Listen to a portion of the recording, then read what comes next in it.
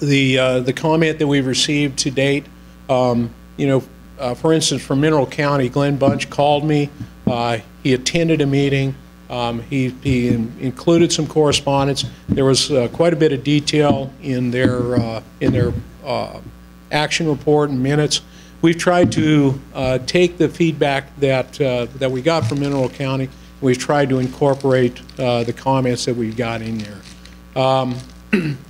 Obviously, my guess is he's not had, nor has the Mineral County had a chance to review that and look at it. And so we were intending to have this come back to the November Commission meeting with a request for adoption. But I'll, before asking for anything of that nature, we will. I'll wait for the Commission's direction on that. I just come back to the point. These are guidelines. They're not binding. They're basically the Commission's opportunity to tell us what it is they want us to shoot for, so that we will clearly know what it is we're trying to hit. I think I'm close to the end of it. Here it goes. Questions and direction. Mr. Chairman, members of the Commission, it's your pleasure. Thank you for the presentation, Mr. Wakeling. Questions for Mr. Wakeling from the Commission? Commissioner Drew. Yeah, I had an opportunity to read through this in one block of time on Thursday afternoon, and it's kind of like taking the cracker challenge where you try and eat 10 packages of saltine crackers like in a minute. It's really hard to do. And then, I got through this and I got the revised version a half hour later, and I spit my crackers all over the motel room. But I'm, for the sake of time, I'm not going to step through some of the more editorial stuff. But I did want to share some thoughts before we went out to public comment on some of the bigger items that I had. One of them, Brian, is that, I thought, well, let's talk schedule first, just so I'm going in order. I really do think there's going to be an advantage to doing kind of a formal first reading in November, because this document is so complex, not only to give cabs and public some time to digest it, but even myself more time to digest it, because it's a huge document with a lot of ramifications that I don't think people completely understand yet. So I think stretching that out is going to help us in terms of grappling with the changes, and then also seeing in January how the guidelines are actually implemented in a season setting arena. So I think it's going to actually help us in that regards. So that would be one of my recommendations, and I can make this in the form of a motion when we bring it back from public comment. You had some really good points on your sideboards slide in the PowerPoint, and I almost think that we should add that sort of discussion into the document, because I think that'll help people kind of frame up what we're trying to do with this. We talked a little bit on page 6. There's a biological framework, and framework was kind of an odd word for me, but it was pretty specific to our ungulate populations.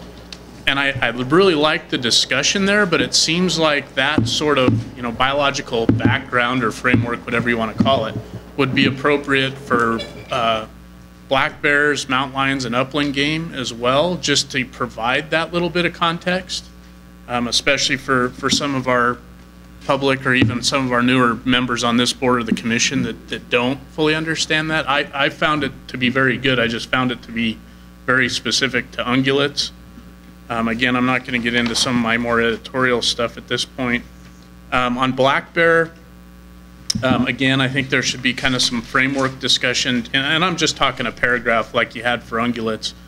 But if I remember right, and Commissioner McNinch maybe can, or Wallace can tell me if I'm wrong here, but I think our recommendation was coming out of the committee that we would continue intensive monitoring as the hunt goes along, that we wanted to have a hunt structure in place that didn't, that allowed the bear population to at least maintain or still be increasing. And so I think somehow we need to look at a way to incorporate some of that in. and maybe we can visit about how best to do that. But I do think this is an opportunity to not only talk about what some of the committee recommendations are and incorporate them, but some of the strategies to ensure that recommendation going forward, and also some of the things we do, whether it's collecting teeth or requiring check-in, and the hunter indoctrination, things of that nature. It just seems like we're remiss in not mentioning some of those things. I did note, and it came up at the Lincoln County Advisory Board, a couple of things in terms of deer.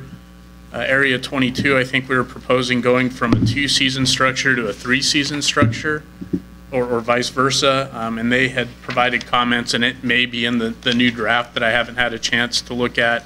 But I also noticed, I think in some of the antlered elk, and I'm sure we're going to get comments on this, but I think we kind of did away with any of the rut type hunts with the exception of maybe 5.1 and 6.5. So one of the thoughts that I had specific to that is I understand that September 17th to the 30th time period is a really good time to get in and harvest as many cows as we can in areas where we're over population objective. But maybe one of the incentives of trying to get under population objective is if we're there, those are the units we look at potentially a limited rut opportunity. Just an idea that I had in reading through this.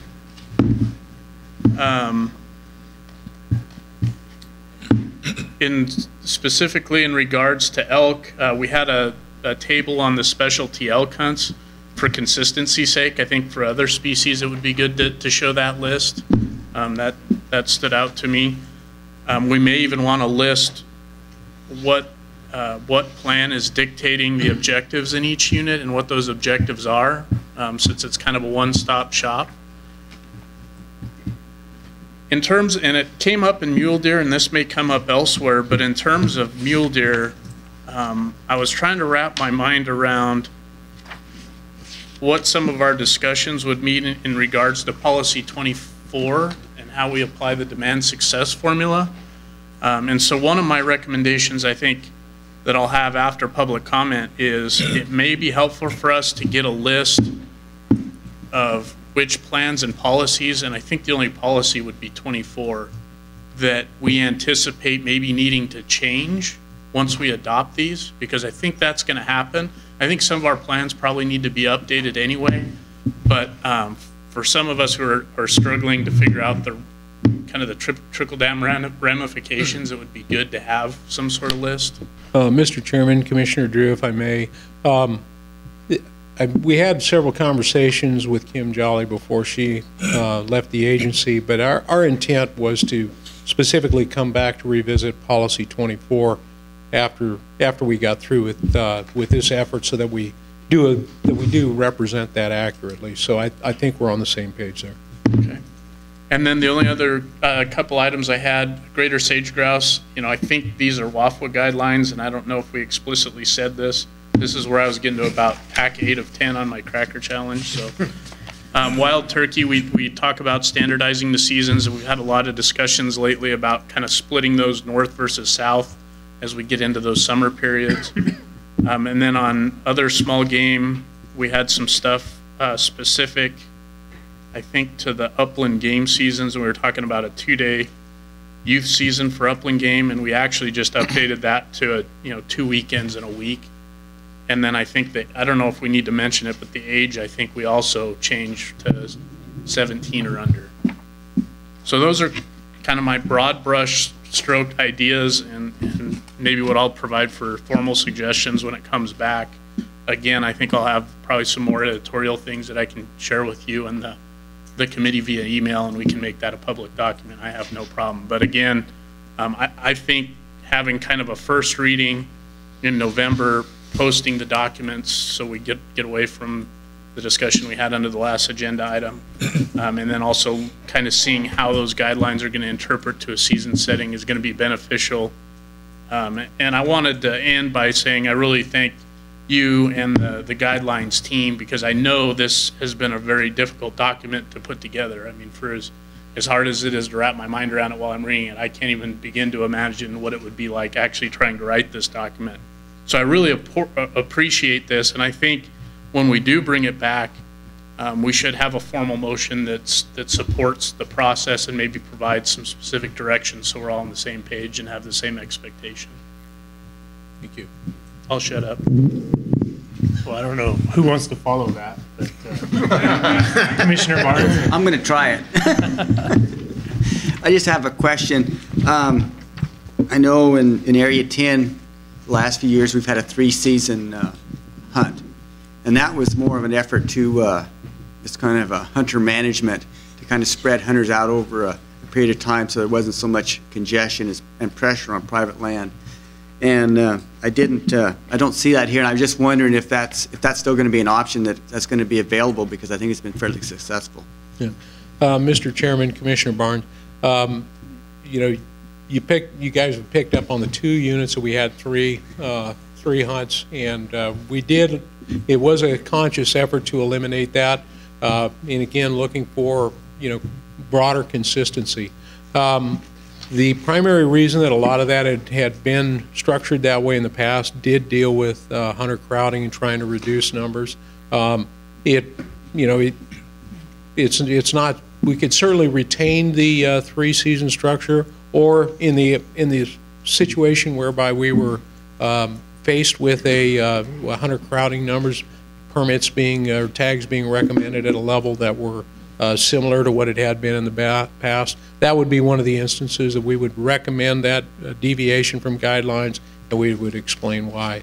And so, at the Commission's pleasure, that you can either direct us to put that back in, or we can simply do so as needed. If you could, I'd like to continue that, because it hasn't been around for a long time, but it's been fairly successful, and I know it's been real appreciated by the private landowners, because it's taken a lot of the pressure off of the landowners, and there hasn't quite been the access issues since that's been initiated. Further Commission comments? Commissioner Allenberg. Oh yeah, I can appreciate Jeremy's dilemma here, times 10. I really appreciate some extra time and being able to absorb this myself. Seeing no further Commission comments, thank you, Brian. We'll take it out to public comment in Elko.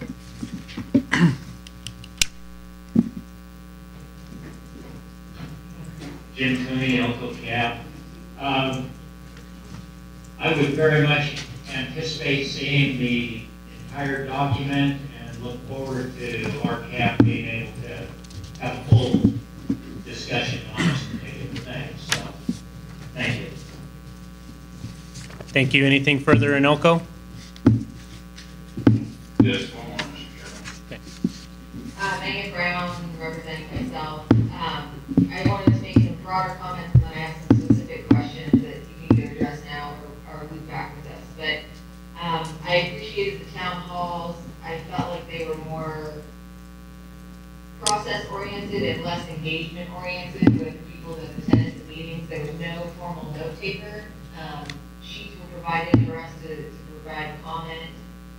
But if you took those in and didn't bring back to the office and mailed them in, they probably got lost in the process. So if true engagement is going to be happening with sportsmen across the state, I feel like a little more rigidity and normalness to the engagement would be appropriate. Again, we did get to share some of the PennDOT staff that were there got to hear it, but there was no sort of formal process. One, for review of the commission to understand what our concerns were at specific meetings. I think that's important to do. It's my feeling, that people at the department, some are interested in hearing what input is, what the public has to say, and I think some are just going through the motion, so I'd like to see that be more formal. I echo Commissioner Drew's comments about the process and the value of the cabs, so I'm not going to delve into that again, but I support and echo what Ian had said earlier on the earlier agenda item.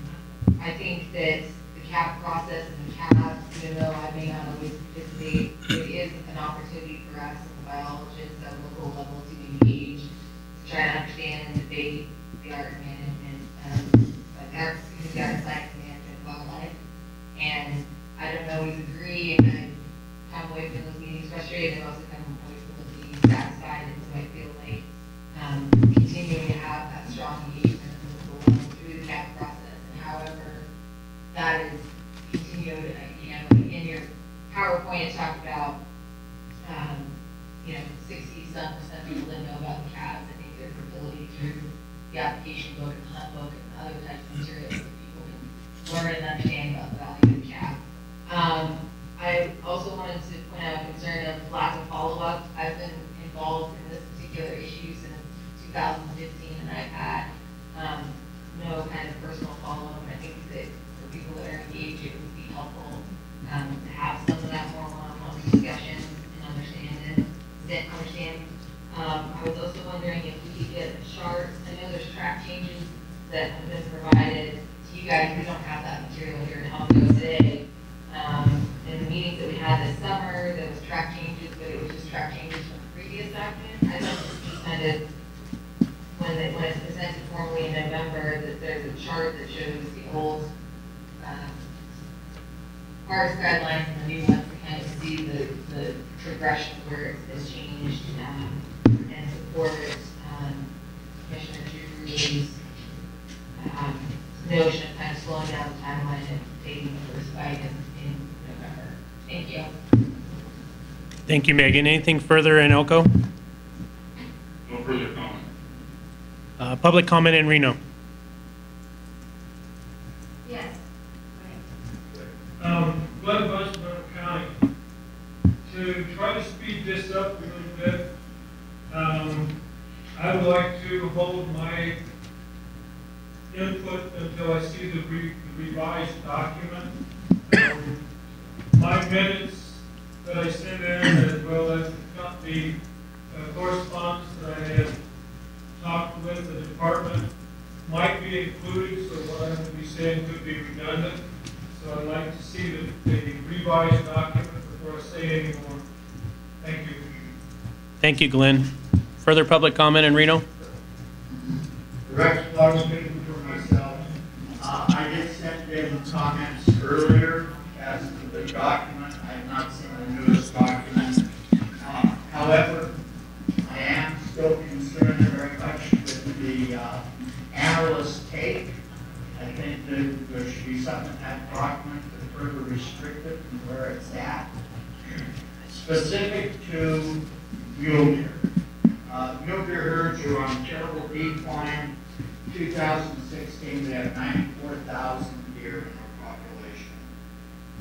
From 1981 through 2014, we have always maintained over 100,000 deer. 1988, we had as many as 240,000 deer. Our 10-year average is 107,000 deer. We have a serious situation, gentlemen and ladies. We need to resolve what's going on with those herds. And I think the first thing we need to do is look at the analyst take. There are those that say it's habitat, it's drought, it's predation, but I really think we need to do all we can to have as little analyst take as possible. And I would take this as far as the youth hunt goes and eliminate the either sex out there and go back and go to just strictly a antler take. Thank you. Thank you, Rex. Anything further in Reno? No more comment in Reno. Thank you. Public comment in Las Vegas. Come on up, Mike.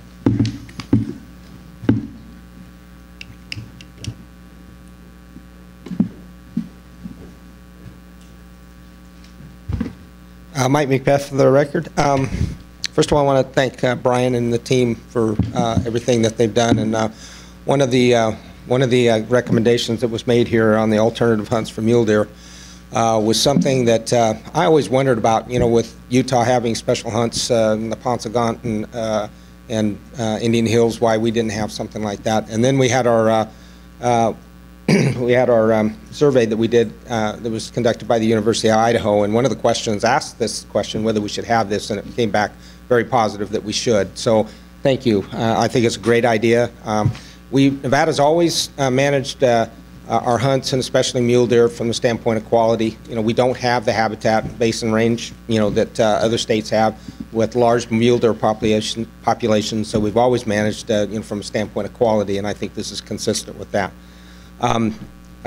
So thank you very much. Appreciate that. The one item that I really do want to get the commission focused on is the conflict that is occurring between the youth hunt and the late mule deer hunts. And I want to first go on record that I want, you know, I don't want to come across as being anything having to do with anti-youth hunt. I fully do want to support the youth hunt and that the season length of the youth hunt go through the Nevada Day holiday. It has been explained to me that you know, the way schools work, and because all my kids are older now and I haven't been involved, but I do have 2 grandsons that are coming up, so I'm very excited about, you know, youth hunts, and I actually participated in my first youth hunts last year, so very supportive. But what's happened is that it's conflicted with the late hunts, and since we're moving to the alternative hunts, you know, to be consistent, I think we need to really think about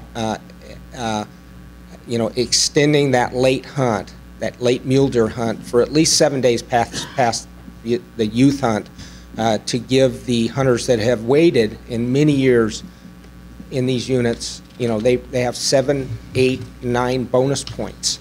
And the expectation is, and when this hunt was created, the expectation was that it would be a much less, you know, the density of hunters would be substantially less than the regular seasons.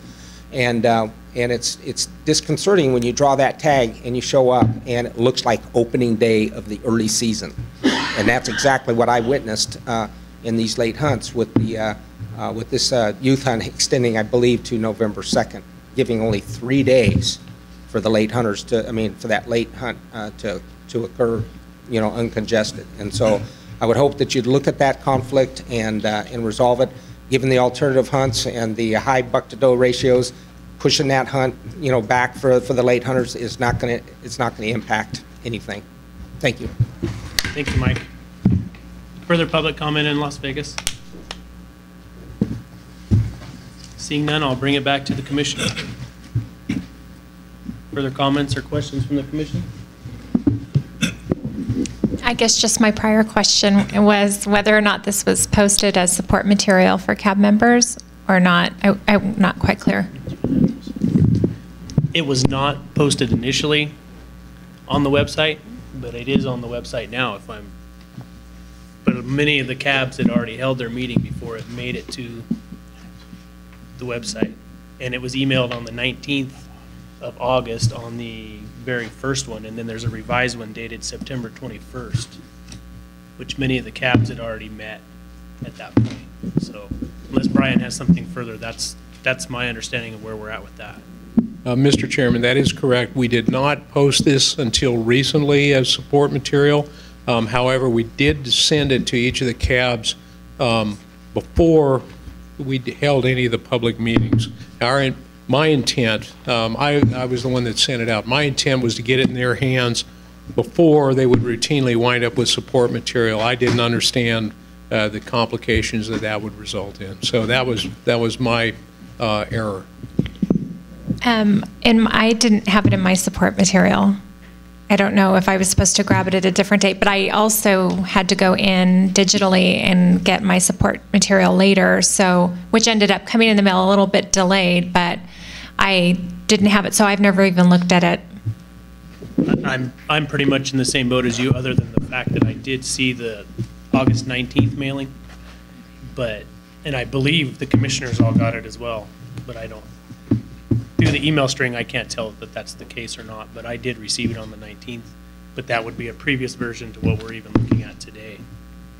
So Further commissioner comments or questions?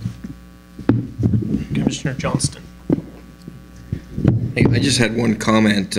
When I went through this, I noticed at least for, I believe it was the antelope, elk, and deer, there's reference that the current harvest objectives are found in other documents. And then we get in, and this is, I guess, the guidelines that are consistent with those objectives, or is that replacing the current objectives? Mr. Chairman, Commissioner Johnson, the objective, we tried to capture the objectives where they were in other documents and place them here. And so currently, for instance, elk resides within the elk plan. Right. The elk plan dictates that we would manage for 30 to 40 bulls per 100 cows. We have not been managing towards that. And so the new objective that we have in the guidelines differs from what is in the plan. However,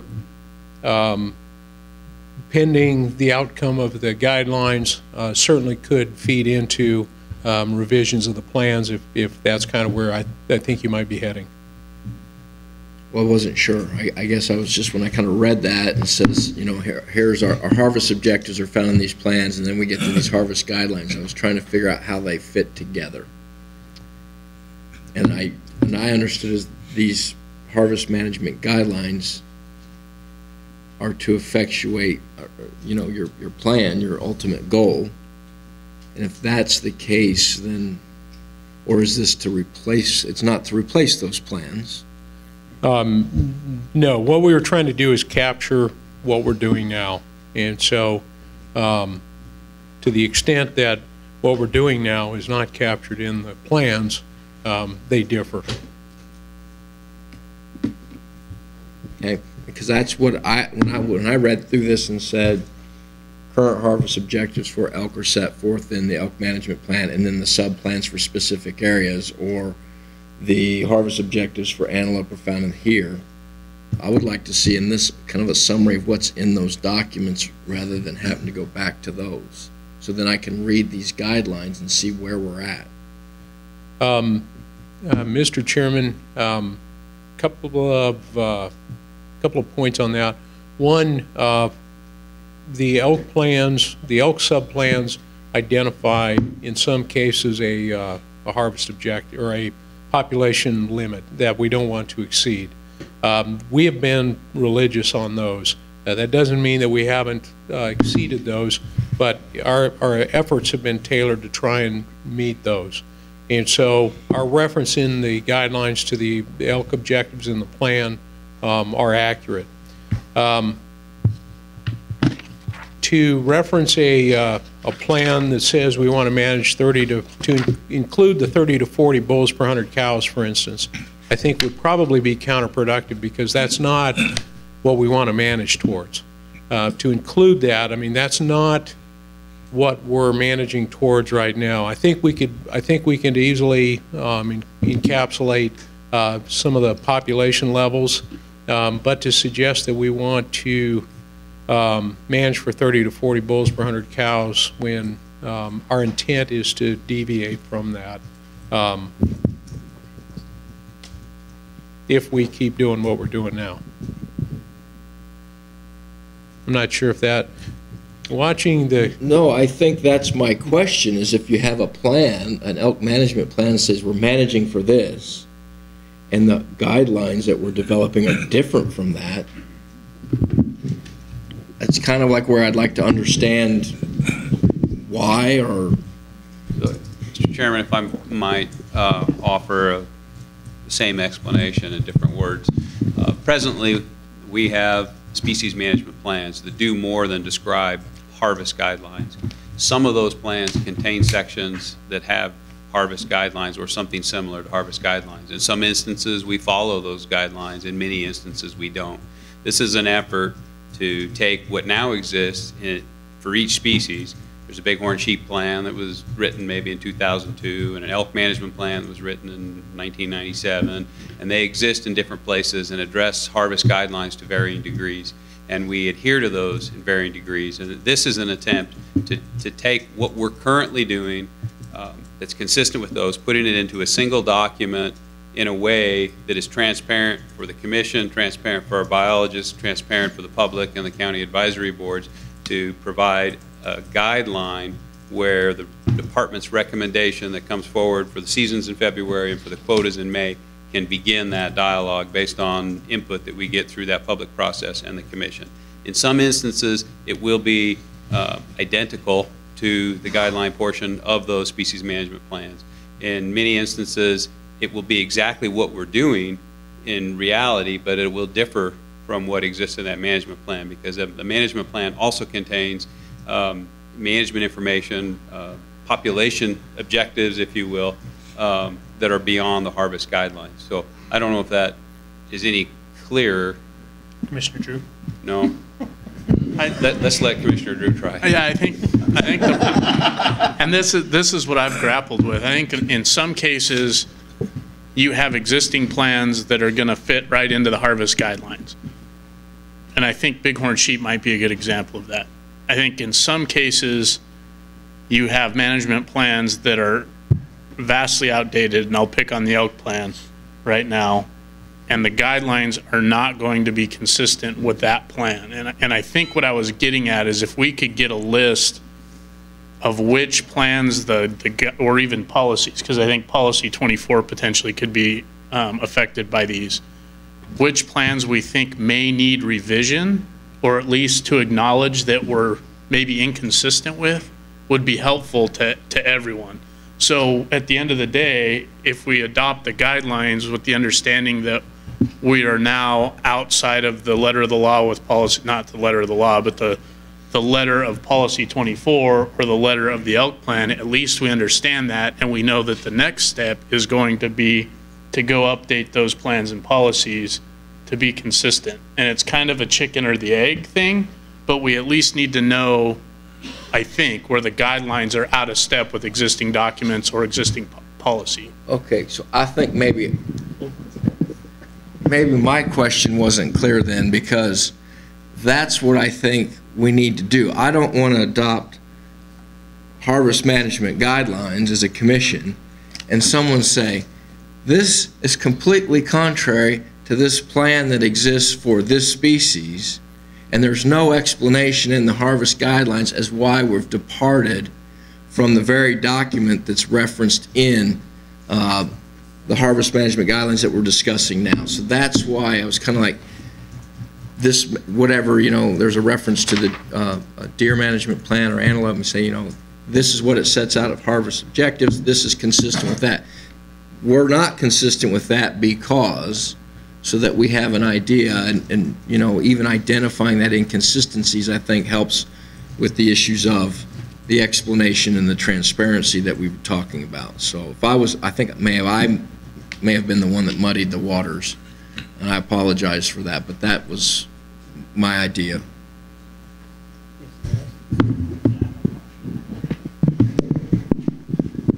Anything further from the commission? Hearing none. Oh, Commissioner Hubbs. Oh, I just was going back to Jeremy's initial comment. So you think perhaps, I mean, obviously we can't turn this around that quickly. It's a little bit more complex. So typically we do 2 readings. You're just suggesting we do our standard 2 readings, letting us take time to digest everything? Commissioner Drew. Yeah, and I think, and I don't want to short circuit discussion, but I kind of have, in going through this myself and thinking of what I'd like to see, I kind of have a proposed motion that might lay out the expectation on where we're going and how we get there. So I can throw that out whenever we're ready, and then we can discuss it from there. But I think it'll get to Commissioner Johnston's point. I think it'll get to the point about scheduling and a couple of the other items that we've talked about. Unless there's further comment, I'll leave it for Commissioner Drew. All right, this could be a long one. I might have to hand in my cheat sheet here.